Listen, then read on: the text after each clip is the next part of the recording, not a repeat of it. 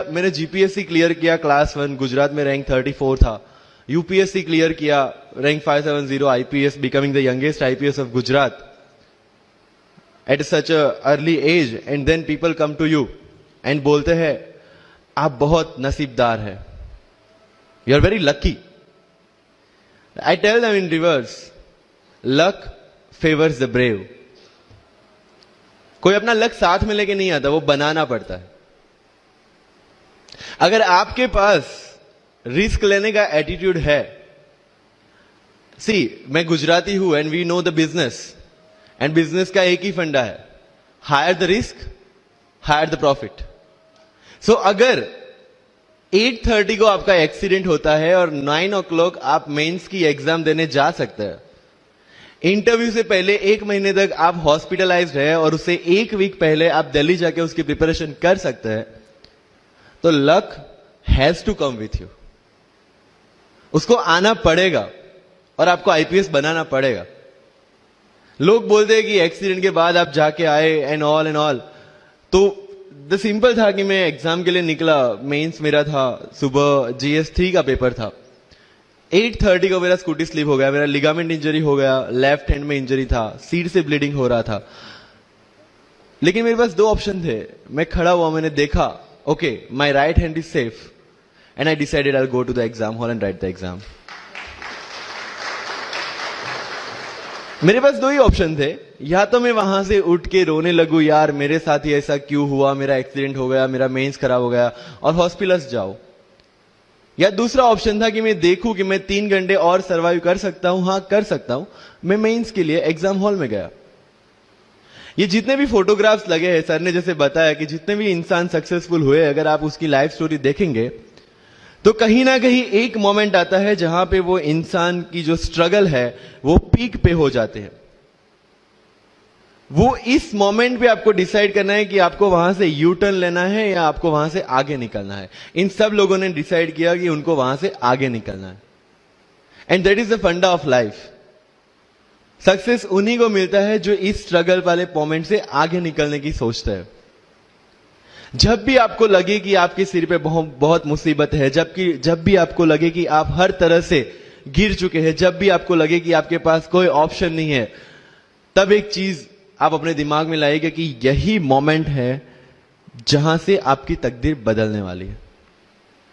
क्योंकि डायमंड जो होता है वो जितना ज्यादा घिसता है उतनी ज्यादा उसकी वैल्यू होती है। सोना जो होता है वो जितना ज्यादा तपता है उतनी उसकी वैल्यू होती है। अगर आप जिंदगी में तप रहे हैं, अगर आप जिंदगी में घिस रहे हैं, अगर आपको लग रहा है कि आप हर तरह से मुसीबतों में गिरे हुए हैं, तभी आपकी जो वैल्यू है वो बढ़ने वाली है। और यही मेरा एटीट्यूड रहा है। लोग बोलते हैं कि तुम्हारी फाइनेंशियल कंडीशन ठीक नहीं थी, पापा इलेक्ट्रिशियन थे, मम्मी हाउसवाइफ थी, डायमंड के कारखाने में काम करती थी, उसके बाद उन्होंने मैरिज में रोटियां बनाने का काम किया, और उस तरह से मैं पढ़ा। लेकिन जब मुझे पूछा जाता है कि ऐसी कौन सी चीज है आपकी लाइफ में जो आप बदलना चाहते हो, एंड आई सेड नथिंग। क्योंकि अगर वो चीजें नहीं होती मेरी लाइफ में तो शायद आज आपके सामने में नहीं होता। तो अगर लाइफ में प्रॉब्लम्स है, अगर लाइफ में स्ट्रगल है, जैसे सर ने बताया struggle is a part of life, and I strongly believe in that. क्योंकि अगर हम दिल्ली में थे, मेरे दोस्त के साथ में निकला बाहर घूमने, तो बोलता है यार ऐसी लाइफ चाहिए, कोई मगजमारी नहीं, आराम से बैठते हैं पूरे दिन एसी वाले कमरे में, बहुत सारे पैसे हैं और कोई टेंशन नहीं, ऐसी लाइफ चाहिए मुझे। मेरे पास ऑप्शन है। बोलता क्या? बोला देख सामने एटीएम का रूम दिख रहा है, एसी वाला कमरा है, बहुत सारे पैसे, कोई मगजमारी नहीं, जॉब ले ले। क्यों IAS IPS में दिमाग खराब कर रहा है? अगर स्ट्रगल नहीं चाहिए तो you have to compromise with that life. जब भारत वर्ष का सपना चंद्रगुप्त ने देखा, चाणक्य ने देखा, और उस भारत वर्ष को बनाने के लिए जब ये संघर्ष जारी था, और तब राजा धनानंद की डॉटर दूरदराज से चंद्रगुप्त को प्यार हो जाता है, और जब चाणक्य उनको बोलते कि नहीं तुम्हें उससे दूर रहना है, और तब चंद्रगुप्त बोलता है आचार्य कभी कभी सोचता हूं कि जिंदगी में या ये भारत के सम्राट बनने के लिए इतना त्याग, इतना बलिदान ना देना होता तो। और तब चाणक्य रिप्लाई करते हैं तो हर कोई भारत का सम्राट होता। This is the fundamental rule of life. अगर आईएएस बनने के लिए, आईपीएस बनने के लिए सैक्रिफाइस करना नहीं पड़ेगा, अगर उसके लिए आपको त्याग नहीं करना पड़ेगा, तो आज पूरे इंडिया में हर घर में आपको आईएएस आईपीएस मिल जाएंगे। So when you are entering into this game of UPSC or MPSC, make sure that you have to sacrifice anything which will take you to your goal. लेकिन प्रॉब्लम ये है कि हमें टेंशन होती है, यार दोस्त की एंगेजमेंट है, उसकी बर्थडे पार्टी है, उसकी शादी है, अटेंड नहीं करूंगा तो बोलेगा मैं तेरी शादी में नहीं आऊंगा, एंड ऑल। लेकिन बिलीव मी, जब आप आईएएस बन जाओगे, वो सामने से याद दिलाएगा, भाई इनविटेशन कार्ड नहीं भेजा तूने। समझ रहे हो?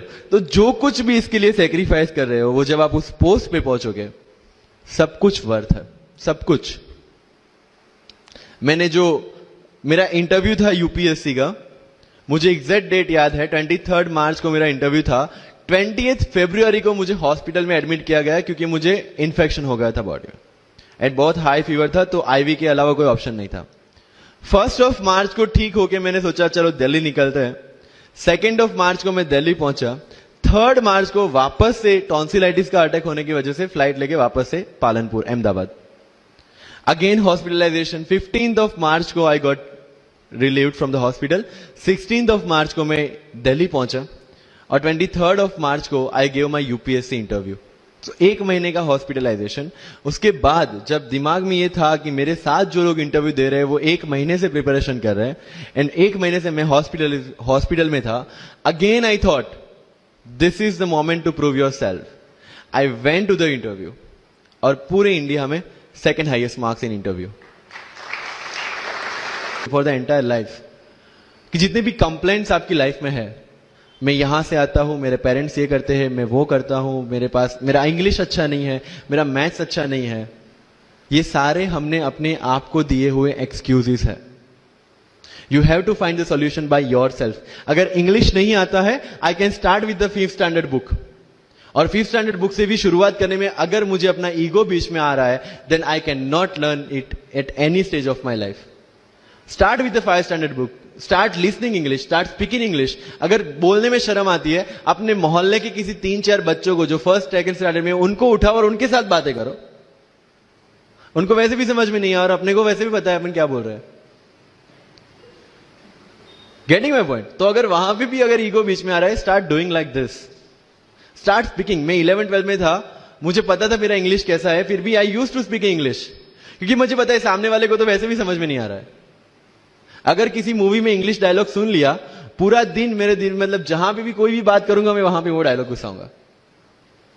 This attitude should be there. तो लाइफ में जो मैं कंप्लेनिंग एटीट्यूड की बात कर रहा था, वो कंप्लेनिंग एटीट्यूड आपको कहीं पे भी नहीं ले जाएगा। You have to put all your complaints aside, start preparation. क्योंकि आज तक दुनिया यह मानती थी कि एक भी शब्द बिना बोले हम अपनी बात एक्सप्रेस नहीं कर सकते। तब हमारे साथ थे चार्ली चैपलिन, जिन्होंने एक भी शब्द बिना बोले सारी दुनिया को एंटरटेन किया। आज भी दुनिया जब यह मानती है कि सिर्फ औरतें अच्छा खाना बना सकती है, हमारे सामने संजीव कपूर, जिन्होंने पूरी दुनिया को भारत का स्वाद चखाया। आज भी अगर दुनिया यह मानती है कि अकेले इंसान से कुछ नहीं हो सकता, हमारे सामने महात्मा गांधी, जो अकेले चले थे और पूरा देश उनके पीछे चला था। आज भी दुनिया अगर यह मानती है कि धनवान बनने के लिए धनवान घर में पैदा होना जरूरी है, हमारे सामने धीरूभाई अंबानी, जिन्होंने पूरी दुनिया को एक सपना दिखाया, कर लो दुनिया मुट्ठी में, और आज रिलायंस इंडस्ट्री वर्ल्ड की और इंडिया की सबसे बड़ी इंडस्ट्री है। आज भी दुनिया अगर यह मानती है कि हम कम एज, ज्यादा एज में कुछ नहीं कर सकते, हमारे सामने अमिताभ बच्चन, जो आज भी 1 साल में 3 ब्लॉकबस्टर मूवीज देते हैं। अगर आप ये मानते हैं कि सिविल सर्विस में आने के लिए आपका बैकग्राउंड होना जरूरी है, आपके सामने Shahrukh Khan without any background आज भी बॉलीवुड का बादशाह है। अगर आज तक दुनिया ये मानती थी कि हम सिर्फ धरती पे रहने के लिए बने हैं, हमारे सामने नील आर्मस्ट्रॉन्ग, जो चंद्र पे जाके आए, आज तक हम ये जानते हैं कि हम क्या है, हम क्या बन सकते हैं, ये जानने का टाइम शुरू होता है अब। Thank you so much.